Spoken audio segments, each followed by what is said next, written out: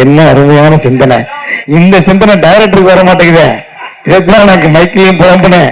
கணவன் மனைவி பாருங்க, அப்பாவா நடிச்சேன்னே சொல்லிட்டு இருக்கீங்க. நான் வந்து ரோஷினிக்கு அப்பாவா நடிச்சேன், ஷெல்லிக்கு நான் வந்து கணவனாக தான் நடிச்சேன். அதை சொல்லவே மாட்டேங்கிறீங்க யாரும். அப்பா கேரக்டர் நடிச்சீங்க, அப்பா கேரக்டர் அப்படி பார்த்தா கணவனாக தான் நடிச்சேன், ஹஸ்பண்ட் கேரக்டர் தான் நடிச்சேன். அதை சொல்ல மாட்டேங்க.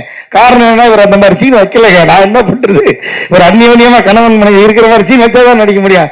நானும் எப்படி நடிக்க முடியும் சார்? ஆர்டர் இல்ல.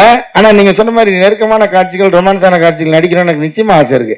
ஏன்னா ஏன் சொல்றேன்னா, இப்ப ரொமான்ஸ் பண்ணிக்கிறதுக்காக கிடையாது, அது நம்ம வேணும்னா நம்ம வந்து அது விஷயம் கிடையாது. நான் என்ன சொல்றேன், ஸ்கிரீன்ல அந்த உணர்வை பிரசன்ட் பண்றது இருக்குல்ல, அது உண்மையிலுமே பயங்கர டஃப்பான ஜாப். இன்னைக்கு வரைக்கும் இருக்கிற பெரிய பெரிய ஸ்டார்லாம் பார்த்து நான் வந்து ஆடி போயிருக்கிற ஒரே விஷயம் அந்த ஒரு விஷயம் மட்டும்தான். எனக்கு இந்த ஃபைட்டு, இந்த பஞ்சு வசனம் அதெல்லாத்தையும் தாண்டி ஒரு விஷயம் மட்டும் நீங்க நல்லா ப்ராக்டிக்கலா யோசிச்சு பாருங்க.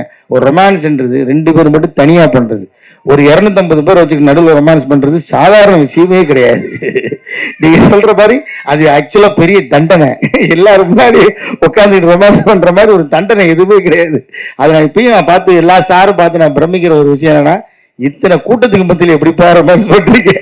ரொமான்ஸ்ன்றது ஒரு தனிப்பட்ட முறையில் இருக்கும்போது வர்றதாச்சு. அதை கொண்டு வர்றதுக்கு அந்த உணர்வு அது உண்மையாலுமே பயங்கர சவாலான விஷயம். அந்த சவாலுக்கு நானும் தயாராக தான் இருக்கிறேன்.